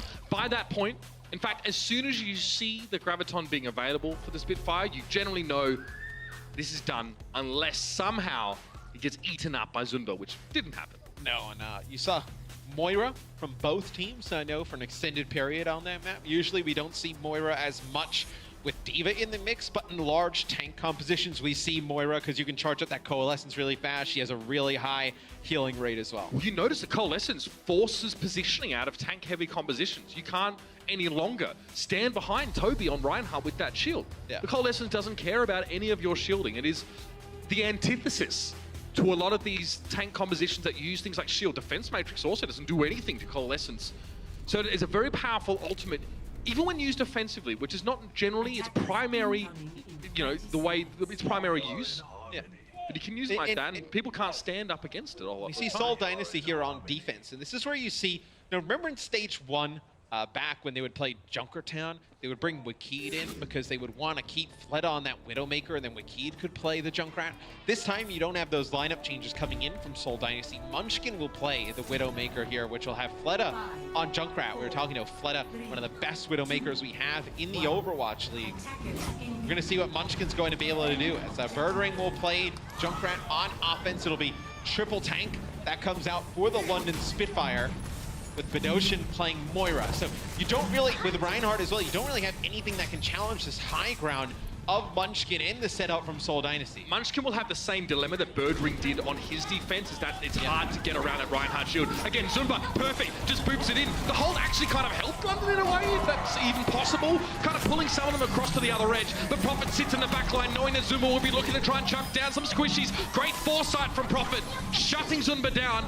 And now the Spitfire will just take a break, but it's time to pressure forward and try and get around that Orisa barrier. Well, they're pushing towards this back corner because it doesn't really give a line of sight onto Munchkin. He has to stand out on the platform in the open. As Miro's getting hunted down here by Prophet, puts up a barrier just in time. The debate was always going to be there, and the Clydesdale pony gets away. The Seoul Dynasty will have to push back onto the point now. This Riptide should pave the way. Gesture and Nuss are no more. And now we'll have the clean-up care of the boy. Fleta, Zunba going in, and Toby just making sure 6 players will stand for Seoul. Birdring's he switches off of Junkrat, goes to Widowmaker here as he's going to try and hit some shots from range. Now goes back to Junkrat, so they're going to try maybe their initial strategy. I actually really liked, I don't know if you caught it, but when they were trying to push that high ground by the Orisa, Birdring actually just blasted himself up with a mine to try and just shoot down above the barrier. It was really nice. But getting around that Orisa barrier, trying to circumvent it in some way is important. Obviously, it's convex, so you can sort of get into the backside. Birdring, what are we looking for here? Doesn't have a Riptide, so just wants to get a high ground position. Prophet's already got himself nestled in behind that Orisa barrier. Now the damage is starting to accrue. Birdring, watch out! It's going to be nasty! Fleta just falls, and now Birdring chasing down. Sometimes death comes on a peg leg mat. And Birdring again still has pole position here just to rain down damage. Munchkin, good little transition towards the side. He actually picked off Bedosin. Not an easy target to connect with when under duress, but it won't really be enough to keep them in this fight. You notice when Birdring is up on that high ground, and I believe it's Munchkin and Toby there, he's also got Wuyal there with him. He throws out the mine and doesn't blow it up yet because it actually forces Toby and Munchkin to split because Munchkin can't get back over to Toby to try and really protect him from the Diva coming in to take him out because if he walks on through, he's just going to get hit with that mine. So it's a really smart play there from Birdring. It's just those little things, man, that separate some of these teams. I don't know about you, but as soon as I throw that mine out, I'm pressing right click. You know I'm all about that. To believe me, I know. Gesture here with 81%, so close towards that Earth Shatter. Miro, having played Orisa, switches to Reinhardt now, which is absolutely reasonable, but Gesture wants a bit of a fight again. Gets the charge in. Knocks him down. Miro now being put up against a corner. That's not where Reinhardt wants to be. A lot of damage there. Some free charge up, at least for Munchkin, but Miro should be cut down here. Wuyal trying to pursue him. Gets desuited in the process. Good little bait there from Seoul. This is London backing on out here as Prophet moved off of Roadhog. He's going to go back to Zarya. It's going to be Coalescence that comes out here. See, it forces them back. Yep, and the Riptire comes out as well. So this is a very scary situation that Soul's in. They're forced to back up. It's going to go really high with the Riptire. He's going to go right into Jayhong. Coast to coast. It will be res. It will be res, but Toby's now used that ability. That's okay. 80 charge for Prophet, by the way. This guy knows how to get the most out of each and every one of those projected barriers. And it doesn't really fancy shooting Miro's shield, but he does need to be dealt with though. The Reinhardt knocked out of position. This is dangerous. He went in for a charge, I think it got booped off course. Miro doesn't really get to the side, his direction at all. But Jayhong now commits to the fight with a Transcendence here. This will force a sound barrier out. Good shield. Only Bedosin getting knocked to the ground. Great response by Gesture here. The Reinhardt battle's definitely being won out by the Spitfire in this round. You see, it's going to be the grab that comes out as well from London, Mitch. They push on forward, getting close, taking this checkpoint B. Looks like Soul's going to back all the way out. And there it is. That's going to be the second point taken for London. So they hold on to their Earth Shatter. Bedosin will earn himself that Coalescence. And brought up a great point, that Earth Shatter from Miro only connects with one. Bedosin gets knocked down. London's able to fight on through it. Wuyal gets trapped up top. That's Fleta. Oh, that was eaten. Yep, that was eaten. Yep, nothing comes out of that. Nice work there. Wuyal gets rid of that Graviton Surge. Is to no avail. That was pretty impressive considering the situation. And they get nothing out of Tire too, That's so big. nothing out of Grab in Tire. 2 ultimates shut down for Seoul Dynasty. That's terrible for them. And that's a big Earth Shatter as well. Look who gets knocked down and way in the back line. It was Jayhong, a very deep penetrating Earth Shatter. And now Birdring again. It's time to get some chaos! Toby and Munchkin have already fallen. The Mercy's not going to be there to provide that so important healing. Zumba won't get back in his mech. The self-destruct, really noticed by anyone in particular. It doesn't really seem to bother them at all. Micro Rockets connect with Jayhong, and now it's going to be Miro trying to get out. It was an attempt from Wuyal to knock him off course. Miro is not in the fight at all. He's sitting in the back of the room. He needs to get back to the fight while the rest of his team are struggling to hold on. By the skin of their teeth, Munchkin down. I think he blew himself up with his own right-click, Matt. Not ideal. Zumba to be desuited. Jayhong just gets cut out of the fight, but Wuyal gets put to sleep through the defense matrix. It doesn't matter. This series is already over. History repeats itself. And the Seoul Dynasty once again pull up short. As the Spitfire looking cool, calm, collected. Love to see it. And when you run Zarya, you need to get great value out of those Graviton Surges. London with Prophet on Zarya, they get 10 kills with their grabs. Seoul Dynasty with Munchkin, no kills out of those Graviton Surge. Big difference at the end, no kills out of that grab that gets eaten up. And you also had that tire getting blown up there for Seoul at the end, gave London a huge advantage as they push the payload the distance. We said there are big playoff implications for this particular match, and map difference is important. There's still one more to come after the break. The Overwatch League is brought to you by T-Mobile, America's best unlimited network. Omened by HP, the official PC and display of the Overwatch League. And by Intel, the official computer processor of the Overwatch League.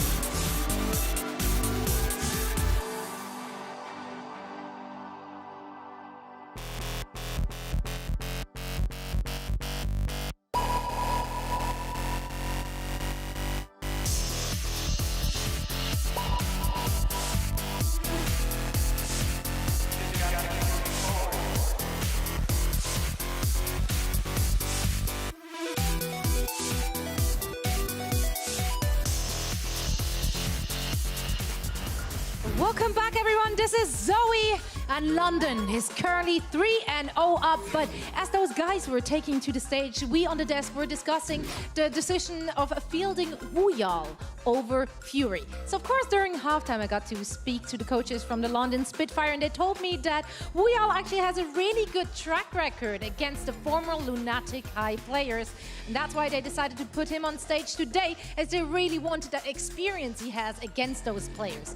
Now, of course, I also had to ask about how those two players compare in their play style. And they said that Fury is a lot more kind of passive, more of a supporting role. He's like going wherever he's needed, and you know, he's just like playing a little bit more back and a little bit more on the peeling side of things. Meanwhile, Wuyal is out there, he's leading the charge, and he's usually a lot more proactive and definitely more aggressive. And I gotta say, it's absolutely working out for the London Spitfire. I've been watching Bren, watching that game, and he's been the happiest man I've ever seen him be, and that means something because he's usually rather smiley. But you know what? We have one more map to go. Are you guys ready? Well, so am I. So for all the action, we're heading back to the second best thing Australia has to offer, which is Mitch and his sidekick, Mr. X. What's the first best thing? That's definitely me. I don't know anything else. It's definitely not Vegemite. It's definitely not AB. I've had Vegemite. I don't enjoy it. I would say you're slightly better than Vegemite. That's me. You're the sidekick now. How's that feel? I didn't know that was the dynamic. It feels great. It feels great. Every Jordan needs a Pippin. Every Kobe needs a Shaq. Yeah, that's right. Kobe was the name. Every Aragorn needs a Frodo. I've never really seen any of those movies. Oh, really? No. There you go. Exposed. Okay, so, I mean, Wuyal, they're actually getting a bunch of final blows in that last map. So I feel like it's really good to hear that from Sorry, because we really see that manifest. Like, Wuyal, especially on map 2, Matt, on Lijiang Tower, very aggressive, very much an initiator. I mean, we talk about what the dive looks like for the Spitfire. Wuyal's always in the mix there, but we saw Munchkin on Zaya in that previous map. We saw Prophet on Zaya as well. Was there a big difference between the two? Oh, without a doubt. I think Prophet was just a beast on Zarya, able to land those grabs, 10 grab kills like I mentioned. Average energy between the two, 61% for Prophet, 30% for Munchkin on the other side. So double the energy, 10 plus more kills with the grab. You have to say Prophet got the edge there in terms of that Zarya battle. And didn't it make a difference? So many of those big plays were highlighted by Prophet, and then we saw Matt a couple times where, especially towards the end of the round, Seoul had a Riptide, came in, got blown up by Prophet. They had a Graviton Surge, got eaten by Wuyal. They weren't getting nearly as much out of their ultimates as the Spitfire were in this tank composition. Yeah, the tire and the grab at the end really hurt. You hate to see it. It really feels hurt. bad. Yeah, it's really hurt Seoul Dynasty's chances of holding on the defense. They get something out of those two ultimates. Maybe something happens. You don't know. London Spitfire undefeated on this map in Stage 2. Seoul Dynasty was as well up until they lost to NYXL the other day. So let's see if Seoul can get a win. Obviously every map counts, right? I mean, this changes things the whole way. As we just saw them lose to New York, so not exactly sure it's true. They lost Gibraltar to New York. Yeah. Right? Come at me, Troutman. You and your stats. I see you out there. So, no, that's Ben, of course, our stats guy, by the way. So, in all fairness, this has been a very good map type for Seoul in general. Yeah. Gibraltar, of course. So, I mean, that's good to see from him. Considering in stage 1, by the way. The victory. Classic. In stage 1, Seoul Dynasties were, I think it was Seoul, their worst map type was actually a score. I'm not sure. I mean, that was Junkertown, so you know. And they did lose it to New York, because if you remember Hollywood in that series, that was when Sabo B was playing Farah, and they were trying to get towards that point, and it didn't really work out too well, and they ended up losing Hollywood. They ended up winning Gibraltar, forcing that map 5. So we'll see Seoul Dynasty yet again. On Gibraltar, it'll be Fleta on Widowmaker. You talked about how good he is on this hero, going up against Birdring, like one of the best Widowmaker battles you can dream of here. Yeah, that's the kind of sort of fantasy head-to-head you think about when you're sitting over break and going, man, I want to see this. Well, talk about the other head-to-head. Prophet's just dealt with Munchkin, so this is going to slow up the Dynasty a lot. They're going to just sort of stick to this high ground. That's not a great start. And it has to be the most frustrating thing about playing the London Spitfire is, one, they're extremely aggressive, so they force chaos. And two, Birdring and Prophet can play just about anything, and at a very high level. Like, you know, when we talk a lot about, you know, who's the best at X hero or, you know, X role or whatnot, like, you always have those two guys up there in so many of the different heroes that they play. So they don't have any kind of dip in terms of performance, as they will get a DMAC here. On to Wuyao, they'll get Gesture and Wuyao as well. So 2 big kills on the tanks. All right, it's been a very successful fight here for Seoul. In case the kill fee wasn't already indicating that to you, losing Munchkin early on was a bit of a blow, but you see how they set up. They methodically move into the server room. They kind of feel like they have an advantage in those closer quarter area. They can sort of dictate how the fight works. And it looks like the London weren't ready for that level of aggression. You see them backpedaling for 60% of that last engagement. Yeah, and you will get another fight here, as it'll be Valkyrie that comes out from both teams. So London uses it at the start, try and get in deep, as Miro gets hit with a pulse bomb. He's forced to back on out, gets very low. Oh, Gesture down. It was a little flick from Munchkin to get the job done at Birdring now. Yeah, not much you can do there as Widowmaker. Not the best angle for her. Jaehong's missing. No one, the Transcendence from Bidocean has definitely been important. Now the bubble thrown down. Nuss being pressured off screen, and that's a nice little pulse bomb thrown in there. The extra damage definitely goes a heck of a long way. Wuyao dealt with Toby. And now Prophet's dancing on the payload. This Transcendency really should lock things up. Jaehong's probably a little bit annoyed that he has to use it at all, if I'm honest with you. But the Gesture were coming with a Primal Rage here. You can see Birdring just in the little corner there was getting a couple cheeky shots onto the point. These two tanks have bought a lot of time, but it may not be enough, and it won't be enough to keep the Spitfire in this fight. They did end up forcing some ultimates out, though, from Seoul Dynasty. They'll swap off of Mercy. They'll run Lucio here, as Prophet is still here. He's taking out Fleta. He's darting around towards all of these health packs, as they're just trying to contest the payload just a little bit. Now he'll back out. Just keeping an eye on things now. I mean, you're seeing damage. I mean, Wuyao's doing literally almost no damage from that direction. He's just trying to keep them honest. Self-destructing over the top. Doesn't really land where it was intended, and Prophet's able to deal with Zun, but that's a lovely pulse bomb. And Prophet just starting to get rolling here.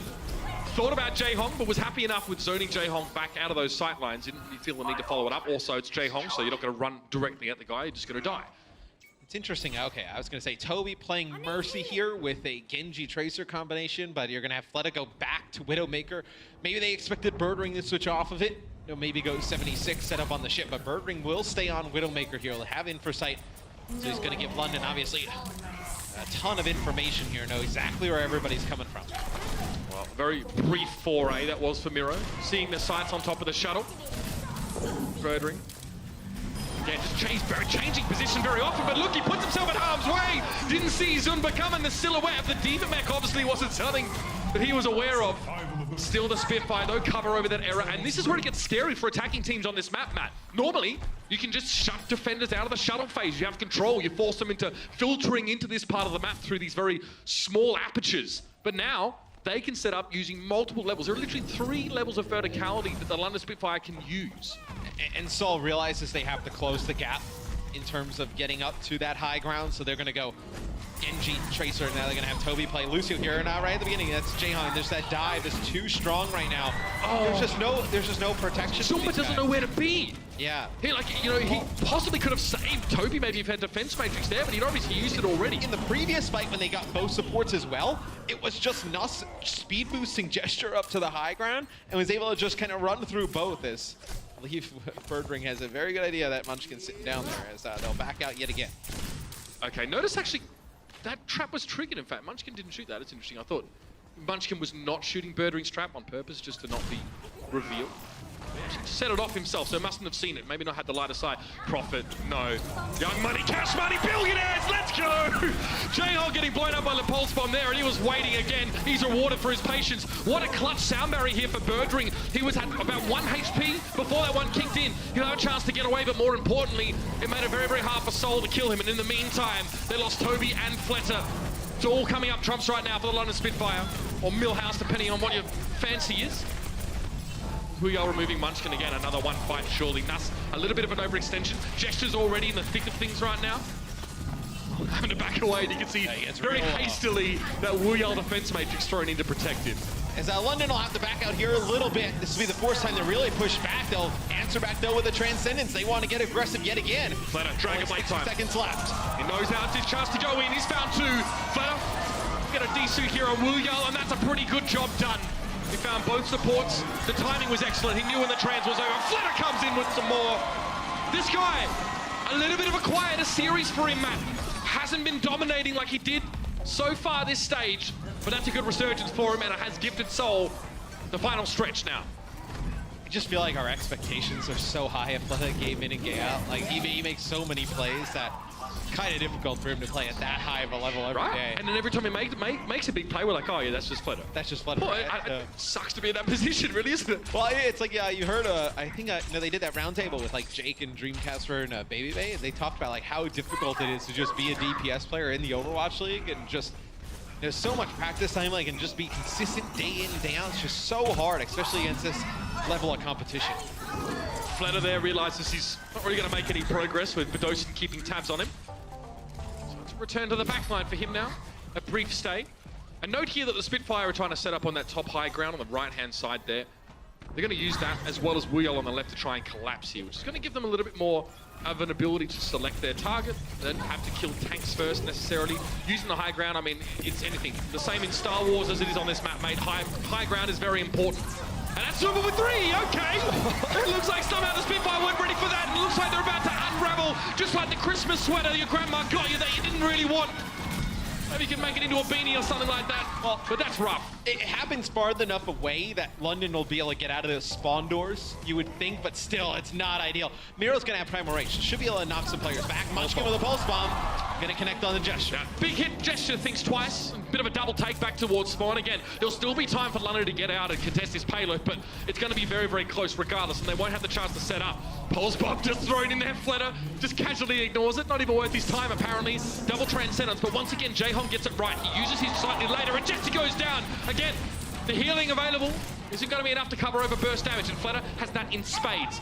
Now the Primal Rage in for Miro. Self-destruct, it's unlikely that it'll run too much here, and no. London aren't able to really stave this off too much longer. Zumba does get desuited as a result, but that's about it.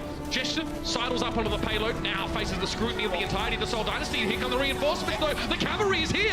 Birdring on the McCree. And you have Nuss using Valkyrie, just keeping Gesture topped up. You're going to be able to use that Valkyrie to heal up the rest of the players on the cart. Just trying to stall this one out for London.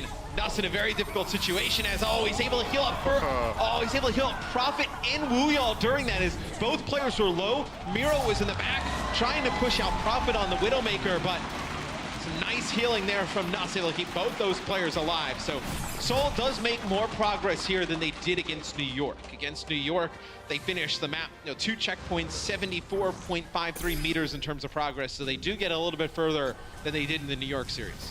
You can see here that self-destruct. Fantastic. High ground. Miro keeps all 3 of those players up there, not aware of what's going on. Sometimes, especially in the chaos of the game, you notice that a lot of pros turn their music off in-game. They don't have the in-game music on because you need to hear footsteps and sound cues like that. But obviously in the heat of battle, in situations like that, it's possible that the Spitfire had no idea really where that self-destruct was going to come from. It was actually placed perfectly to kill whoever was on that high ground. Yeah, and sometimes it's hard to track that self-destruct as it's flying through the sky, right? You see an icon kind of like, but and you don't know, like, especially in that position, because it's so like risky, right? Because if you drop down and it doesn't catch the lip, then you're going to die to it. If you stay up there and then obviously what happens, you're going to die. So it's like a 50-50 chance. Just really smart. And you know what Miro did there is probably not something that you would discuss to too great a degree when you're setting up that kind of play. That's the kind of move that very much is made instinctively or without prior discussion. So Miro knew exactly what he had to do, was try and occupy the people on the high ground, because at that point, London had 3 players on that balcony. They don't see any reason to give up that very important strategic position just because a Winston's up there tickling them. And that's exactly what Miro wanted them to think. Kept them there, and I guess that was their fault. The guys on the high ground could also think that that self-destruct is just trying to go behind the payload to force some of the members from the guys on the ground to split off. Some of them to come to them, some of them come to back, not expecting to connect with the players up on that high ground. Love it. Some mind games here from Seoul. It didn't give them the full map completion, but it definitely gives them a fighting chance at least getting a map in this series. It would be the first map they've won against the Spitfire for the whole season. And what New York did against Seoul, which gave them a lot of trouble, is that double sniper. They ran Hanzo with on Libero, and then obviously Savior B on Widowmaker in that matchup. Gave them a lot of trouble. This time, though, it's going to be just a dive that comes out from London. You're going to have Bedosian play Ana here, connects with a big bio grenade, but Seoul's able to fight on through it. That was a massive opening, though. Getting the sleep dart on Zunba, you could see the door was wide open, and Gesture was more than happy to step over the threshold. Toby very nearly went down.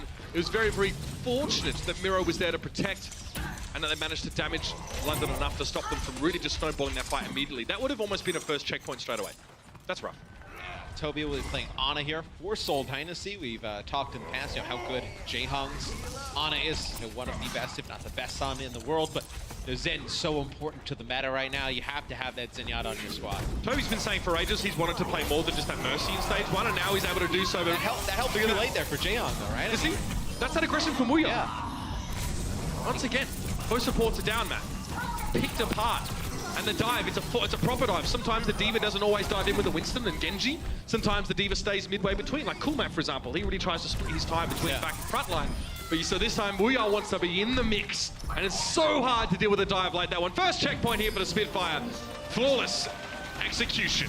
Yeah, it's like just a dash through of Jaehong that comes in from Prophet, and then Prophet immediately turns his attention over to Toby. Try and take him out, because then obviously he's not able to really heal Jaehong through that when he's getting picked apart. Well, defense might just make you come. Yeah, then Wuyal just comes in and takes out Jaehong and then turns his attention to Toby. Including D.Va in your dive against an Anacomp is so smart, because you shut down potential bio-nades that normally is like the best peel that a Zen and an Ana can have. I mean, D.Va and Zen are the 2 highest pick rates for a reason here in stage 2. Obviously, Zen's so important to your team's overall damage and healing. It'll be Prophet. Prophet Counterblade here. Yeah, easy done. 3 kills. Zumba being desuited and fed to the monster that is the Blade. And Miro gets slept as he's trying to come from the backside, because they did have Munchkin and Fleta playing all the way deep back by where London was spawning. They were going to come in and try and pinch with Miro. As soon as Miro gets slept, they ought not to. They're going to use a nano boost there as Wuyal tries to block. They missed it. Zunba coming to the point. It doesn't matter though, Mitch. They're going to get 2 kills right away. Both supports yet again dead for Seoul. That's so sick for Prophet. He's had 5 kills in the last 2 fights, and it doesn't look like he's done there. Miro drops in, who knows it's all but done. An attempt perhaps just to hit Bedosin in the back line. Not going to be finding anything. 5 minutes and 12 seconds. The London Spitfire. It is hard to find fault with them today, Matt. They have been lights out in this matchup. They've really just kind of owned Seoul Dynasty over the last 3 times they played. Whether it's GC Busan back in Apex, and then into stage 1, now into stage 2. It has been all London Spitfire. Jaehong with the long-range shots. That's more of what we're used to there from Jaehong. That's the legacy of Jaehong, to be honest. Takes out Prophet. It's crazy though now, like for Jaehong, who's obviously a slightly older player, seeing these young upstarts rise up, like your Bedosians and your Jonaks of the world. I'm sure he's feeling threatened. He's feeling like, I'm going to take my throne back, You're going to have another Nano Blade here if you want it for London, but maybe you give the Nano over to Gesture and try and force out the Transcendence. They're going to just use the Dragon Blade here. This time it's from Seoul, though. Oh, he's gotten to the cookie jar, but he gets put to sleep immediately. Bedosian shuts down the rampage that would have been there. However, Prophet doesn't really get too much himself. He needs to wait now for the Mega to respawn. Munchkin blinks away, and Zunba steps into his place. The Seoul Dynasty find a bit of stability at just the right time here. This is really when they need to knuckle down, Matt. This could be over. It could be a complete sweep series if they don't find something special and hold for 4 minutes straight. And Birdring will play the Widowmaker here, and Prophet will switch off again. Genji go to Tracer, so I usually kind of like Genji at this part of the map, right? Because there's just a lot of verticality, but I'm going to try and put a lot of pressure to get another Fleta versus Birdring battle in terms of Widows. And it's been about even, you know, just Fleta hitting actually more of his shots now than Birdring. You see Birdring's calling for his team to dive in there. He knows that, that there was a Tracer and a Winston in that little low room. Gesture went deep for that one, already had half of his HP removed. Now he realizes he needs to peel. Maybe this is one of the weaknesses. Gesture's obviously very aggressive on this Winston. He left his backline a little bit isolated, but that was good. The peel was definitely there. Yeah, Miro went even deeper than Gesture. Yeah. Went all the way back. And then instead of when he got weak going back to his team, he actually opted to keep going back towards that London Spitfire spawn. The issue is nobody's there with him. So you know, you can get away with this aggressive play from your tanks if everybody commits and goes, but when you kind of split off like that, that's when it gets tough. Oh, Fleta just backing away. As a Widowmaker player, you know that fortune favors the bold, and Birdring is more than happy to opt into these straight duels. Now the infra side is going to tell him exactly where Fleta's going to be peeking from. Fleta may not have heard the voice line from that, and he gets taken down. Birdring just manipulates the situation to be at his advantage. He has an inherent lead. And now it's going to be pretty much a clean up here, man. There's not much to be said or done from the Seoul Dynasty. They will be wiped from the face of Gibraltar. And now Zunberg gets at least a decent on Wuyo, and it's a desperate attempt now for the Tracer to come in, and Munchkin can't do much. He's slapped in the face!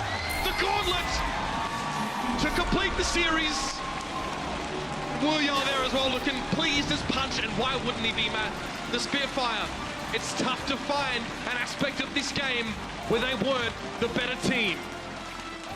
Prophet finishes 38 limbs, 21 final blows. The DPS players from Seoul Dynasty finished with 18 combined.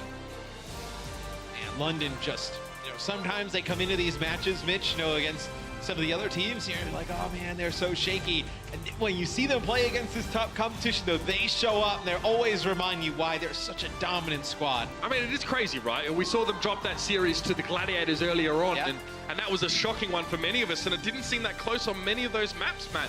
But here, they just tightened up so much. They had such an understanding of the team that Seoul Dynasty is and exactly how to exploit that to their advantage. I've got to say, like, seeing a bit of Mercy here as well, you can see that she still has an impact over the game quite heavily. Nuss there obviously finishing the game on that Mercy. Great Lucio play across the board. The Zen battles were epic. Everything you could ask for here. If only it was a little closer, but the Spitfire was just too strong this time. Let's head over the desk and see what they had to say about this match. The Overwatch League is brought to you by Intel, the official computer processor of the Overwatch League. T-Mobile, America's best unlimited network. And by Omen by HP, the official PC and display of the Overwatch League.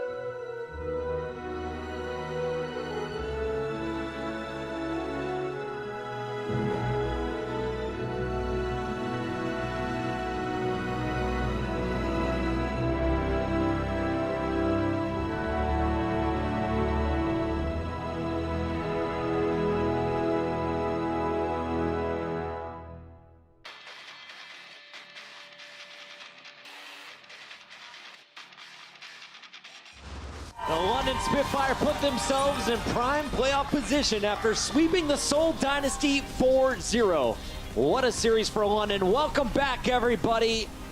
Great games right there. It was a bit more one-sided than we had hoped, but London has to be feeling great. You're now gearing up for the Stage 2 playoffs, just 2 more regular season matches to go. And before we break down the games, I want to get right to it. It's time to crown our player of the match, sponsored by Omen by HP. It's the man Woo Yall, and he's down on the floor with Zoe right now. Thank you so much, Pocket. Yeah, please give it up for the player of the match from the London Spitfire. Woo Yall did it on stage with his team. A sweep, a clean sweep against one of the strongest team in the league at the moment. I have to ask straight up, did you expect this game to be a bit closer than what it was? 우열 선수 일단 오늘 MVP와 경기 승리를 굉장히 축하드립니다. 서울이라는 굉장히 리그에서 가장 강한 팀 중 하나를 상대하게 되셨는데 오늘 게임이 이렇게 4대 0으로 쉽게 가실 줄 알았나요? 아니면 좀 더 접전이 될 거라 생각하셨나요? 일단은 서울이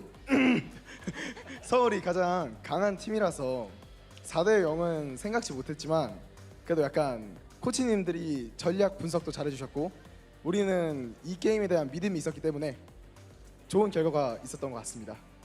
Seoul's definitely one of the strongest teams in the league, and we didn't think it would be a 4-0. However, our coaches did a really good job in analyzing the games, and we had a lot of confidence, and we really believed in ourselves coming in today, so we did think we were going to win. All right, well, rightfully so. It was a well-deserved win from you and your team. Now, do you think, looking at the next week's matches against Shanghai and as well as Dallas, can you continue to stroll through Sweep City? 이제 다음 주에는 샹하이와 달라스 표를 상대로 경기를 하시게 되시는데 계속 이 승승장구를 이어가실 수 있으실 것 같으신가요? 저희 팀이 근래 들어서 살짝 주춤하는 모습을 보여주긴 했지만 그래도 우리는 지금 끊임없이 엄청난 속도로 성장하는 중이고 앞으로도 좋은 모습 보여드릴 수 있도록 하겠습니다. I think that we definitely have shown ourselves like starting a little bit on stage. However, we are a team that has been evolving very, very quickly recently, and you can look forward to our games. Well, we definitely will. Thank you so much, Woo Yall and Robin, of course, for the translation. We're now heading over to the desk to break down the action between the Seoul Dynasty and London Spitfire. Thank you so much, Zoe. That is our player of the match, sponsored by Omen by HP. And Woo Yall, he definitely deserves it today. The Diva player only died 3 times on King's Row, and that's where we're going to start the breakdown. We got Bren, we've got Reinforce, and coming off of halftime, it was a 2-0 lead for the Spitfire. In fact, it looked like they were rolling through Seoul Dynasty. Game number 3, King's Row, it looked like a pretty solid start for Seoul, though. Yes, it absolutely did. And I mean, Johnny was predicting that Seoul was going to be taking this one. He definitely gave me some banter as well about that in the halftime. But in the end, it was a few minor mistakes that just cost Seoul this win at the end of the day. And London were just a lot more elegant in their ways. They were using the ultimates, they were building up, they were making crucial adaptations as well. They were making critical hero switches as the game was progressing. And I mean, these Graviton surges by Profit were absolutely incredible across the entirety of this map. Johnny, if you look at the deaths, it was London killing Seoul 53 times to just 33 deaths on the Spitfire side of things. What was the difference maker when it came to the massacres? I just think that overall the tempo that London Spitfire came out with at the gate, I mean, Seoul Dynasty weren't able to keep up at all. Miro, his Reinhardt, he isn't necessarily known for it as much as the Winston, and Gesture and Wuyal, I mean, they just applied so much pressure to Seoul Dynasty, so the front line couldn't stand up to it. Speaking of those Reinhardts, we had some big Reinhardt plays in this one. The Earth Shatter's one of the game-changing moments in the game. And Bren, it was looking like Seoul was going to be able to finish their push. How did they get stuffed by London? Yeah, it was a very difficult maneuver, but essentially, if we roll the clip, you can see what I'm talking about here as we move into. I mean, Miro sets it up beautifully with a nice little Earth Shatter onto 2 players here, and that, you know, you're thinking that's probably what they need to get it going. You know, they've got these opening picks; they can just push it. It's home sweet home from this point on, but not quite, because London was so close to their final point of this map. They ended up getting better respawns. They ended up getting back into the fight at a faster pace than Seoul, and Seoul just couldn't get straight back into it, despite the fact that they had these huge advantages. They ended up just getting essentially grinded out in the final moments here. Unfortunately, it was Seoul falling short of that 3rd point. London gets all 3 on their attack. So now that sets up match point already in favor of London. But remember, map score is going to have a huge impact as we get into the playoff tiebreakers next week. So they're looking to close it out with a 4-0. We go to Gibraltar. Thoughts when we're entering the map? Because you said this is where Flooded can shine on Widow. Yeah, and they brought out the Widow, and they looked pretty good for them overall. But then on defense, I mean, they just collapsed overall. I think they just couldn't keep up the tempo once again. Flera played a lot of Genji this series, and really, it was the Widowmaker to me that stood out for him that I like to see more of. So the attack was pretty good, but then on defense, they just collapsed once, I mean, the London Spitfire put forth the aggression. Yeah, I agree with all of that, to be honest.